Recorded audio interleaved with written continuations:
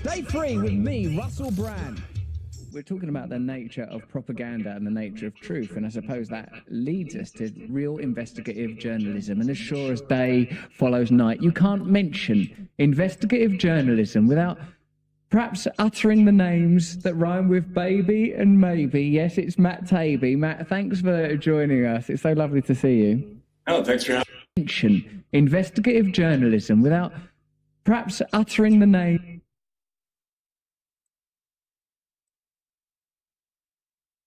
Names that rhyme with baby and maybe. Yes, it's Matt Taibbi. Matt, thanks for joining us. It's so lovely to see you. Oh, thanks for having me on, Russell. Well, we're here and we're angry with you. We're angry and we're jealous that you've been making all these revelations and you've been carrying on. Can you tell me firstly how it unfolded, your relationship with Elon Musk, and how he told you that he wanted you to release these files? Well, that part of it's complicated because I agreed from the start to a general attribution, which is sources at Twitter. So the kind of the story of how I got the story, I got to just leave it at that. But I can tell you about interactions with Elon Musk. It's funny. I've had I've probably done tens of thousands of interviews. I mean, thousands at least of interviews in my life. And there's always this uncomfortable moment when you ask to turn on the tape recorder or the recorder, because the person's always afraid that you're going to, catch them. This is the first time that I looked in somebody's eyes and I could tell they legitimately just did not give a fuck at all, whether or not I was recording, like what I was going to write. And I was explicitly told I could write anything I wanted.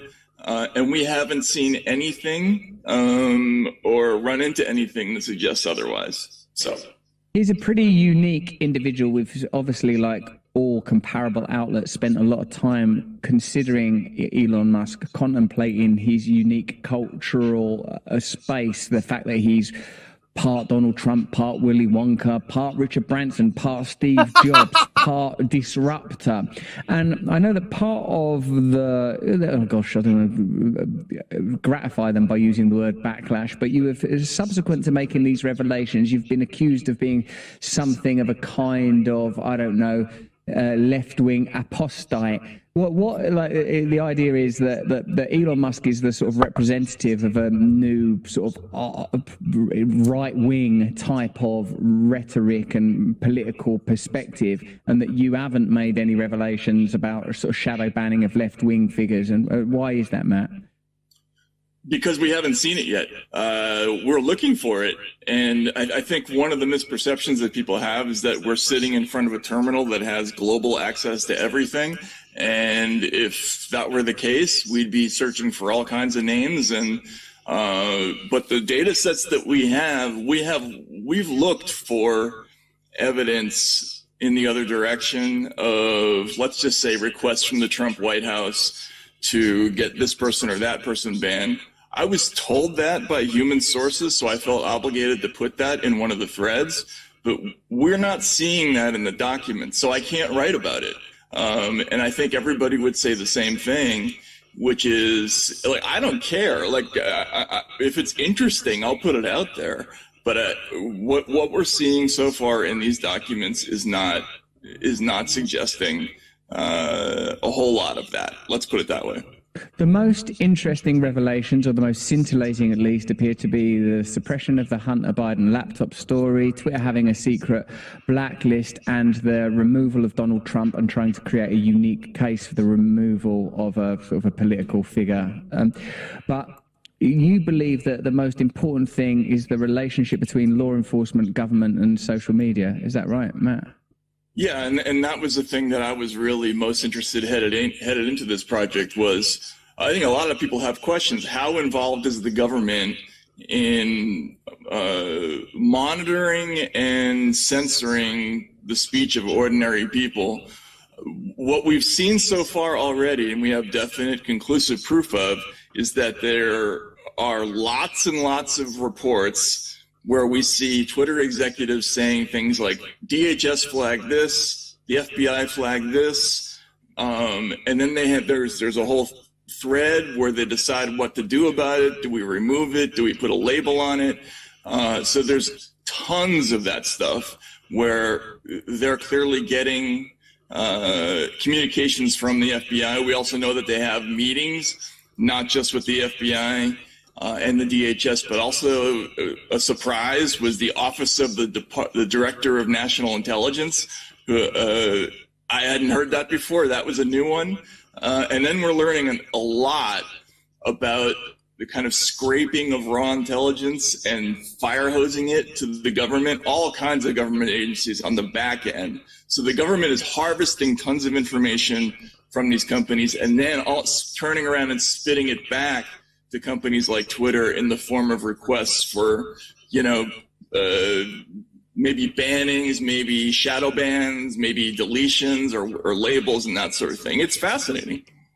It is fascinating because I suppose back in the utopian early days of online spaces, I think what all of us understood is that a new territory had emerged. And like any territory, it could become democratized. It could become a tool of connection, a revolutionary tool, something that would finally usurp the monopolized media spaces and their ongoing support of a elitist agenda, for want of a better phrase. But what has happened is that expertly the social media spaces themselves have been corporatized and corralled, and what you have demonstrated through these revelations, through your revelations, is just examples of that in practice, that these spaces are no longer free spaces. They are managed and controlled spaces. They're not organic. And the idea that social media could be used to create insurrections, even if they're ideological insurrections rather than sort of actual social revolutions, is being quite strongly prohibited. Yeah, I think the thing that we were shocked by was the degree of idiosyncratic control over the visibility of every single user, account, hashtag. They have a whole universe of stuff that they can do to any single account. They can dial it all the way down to you cannot be searched. And then from there are like countless gradations of things that they can do, all the way up to your account will not trend. Only people who follow you can see you. Even people who follow you won't see you unless they search. Like there's a whole list of stuff. So they have absolute control over the visibility of basically everything. And we haven't learned a lot about amplification of accounts yet, because that appears to be another side of the company. But in terms of cutting it down, dialing it down, we're learning a lot about that. So presumably much of the angst about Elon Musk's acquisition was that he was visibly and palpably not a compliant figure like Zuckerberg or other oligarchs in the space. It isn't on board ideologically with the project. We know that sort of Zuckerberg wrote to Fauci and it's just sort of like, how can I be of any assistance that way? So if this is happening at Twitter, obviously the assumption is that similar programs are operating throughout the social media world, and another space that we are sort of taught to regard as neutral is in fact a highly managed space that's curated and potentially, as you say, amplified where necessary. We would assume it's true at Facebook, we'd assume it's true elsewhere. Yeah, and we've seen evidence of the conversations within Twitter about what they do at other platforms. So you're right about that. I think it's a safe assumption that every single one of the major platforms has basically the same arrangement with the government, and we can't say definitely exactly how it works yet, but I'm assuming, I think it's a safe supposition that there's probably something similar to what's going on Twitter at the other platforms as well. It's just that Twitter is a different animal than the other platforms. Like, for instance, one of the things we were told is that you can't get sort of a viral outbreak of political activity as quickly, say, on YouTube, because people have to physically sit down and watch the video. On Twitter, it can happen in seconds, in microseconds, which is one of the reasons why they pay such close attention to every single thing that happens on the platform.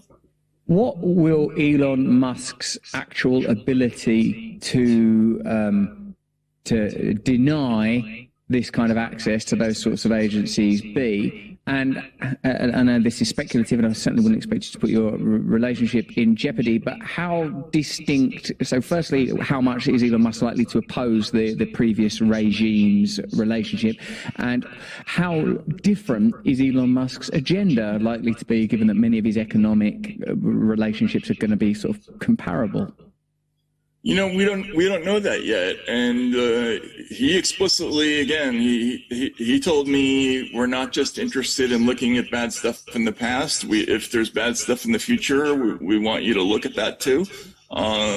So as we learn about all these things, we can look at it. But I will say, as a journalist, I think all of us, we all feel the same way, which is that we don't know how long this opportunity to look at this material is going to exist. And so I feel like we have a responsibility to try to dive into it as quickly as we can and as comprehensively as we can before, something happens. Let's say there's a federal investigation or a congressional investigation and the whole thing gets shut down.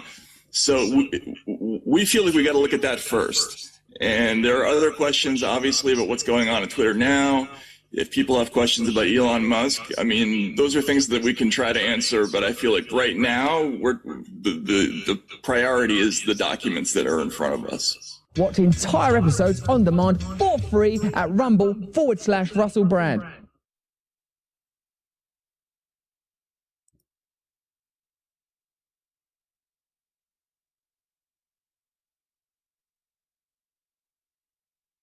How much stepmom porn is there out there? There's a lot out there. It seems crazy. I think it's like, what happened? When did this emerge? Every now and then I check in. Yeah, and there's a whole different wave of genre going on. That is huge.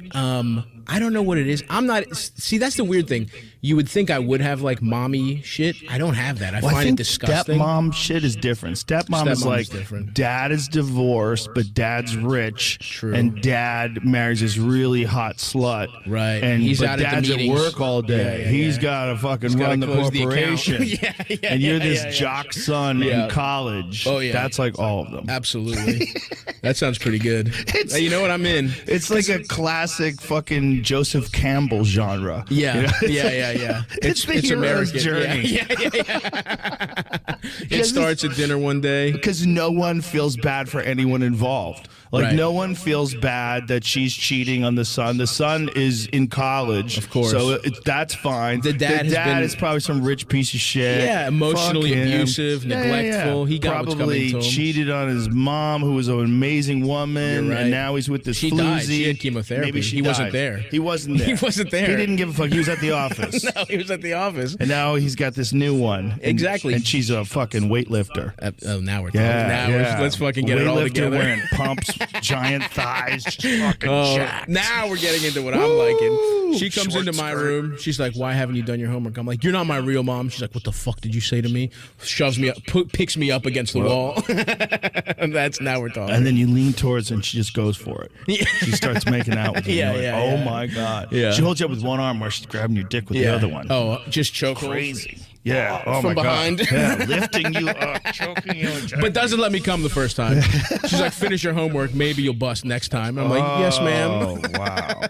I become a model student. I'm in a little tie, suit and tie. Well, hello, father. Dude, we might just created the new genre of porn. It's got to advance. Female trainer, like muscular. The thing is, like, how many like really jacked muscular females go into porn? True. They're probably a very small minority. Yeah. I've done the research. It's not that many. I have jacked off to a couple of videos. I don't think that's a genre yet. No, but we'll get there. You have to like get people to train for it, like Cirque du Soleil. Yeah. You know, like get these gals going, look, there's a whole new genre. Right. Like if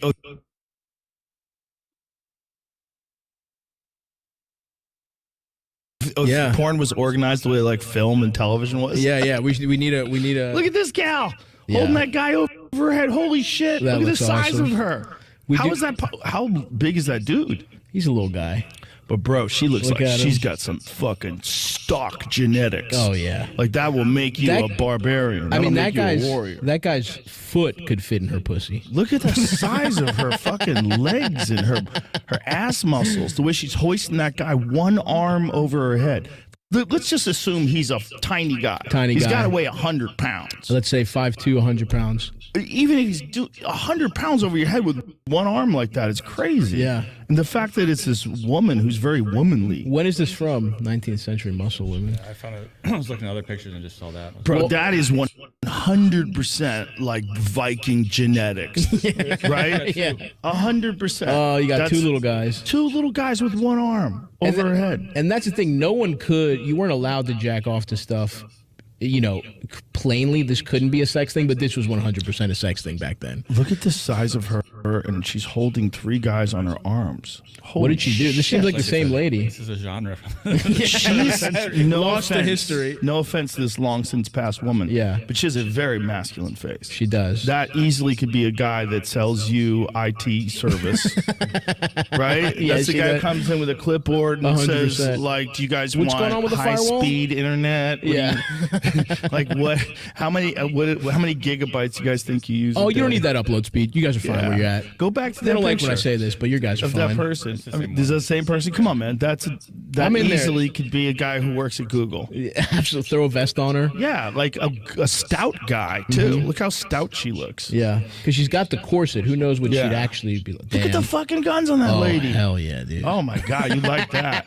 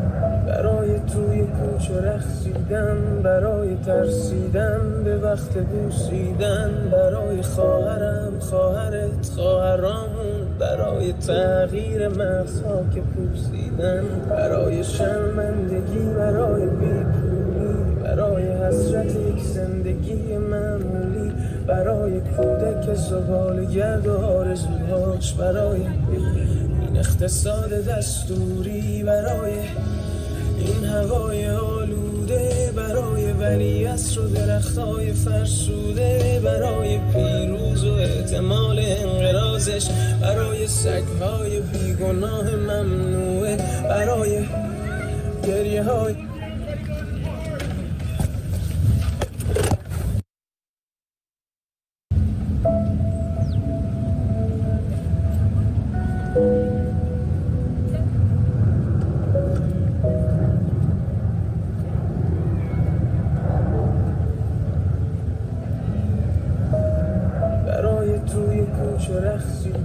برای ترسیدن به وقت بوسیدن، برای خواهرم خواهرت خواهرامون، برای تغییر مغزها که پوسیدن، برای شرمندگی برای بیپولی، برای حسرت یک زندگی معمولی، برای کودک زباله‌گرد و آرزوهاش، برای این اقتصاد دستور، شرمندگی برای خواهرامون، برای تغییر مغزها که پوسیدن، برای شرمندگی برای بیپولی، برای حسرت یک زندگی معمولی، برای کودک زباله‌گرد و آرزوهاش، برای این اقتصاد دستوری، برای این هوای آلوده، برای ولیعصر و درختای فرسوده، برای پیروز و احتمال انقراضش، برای سگهای بیگناه ممنوعه، برای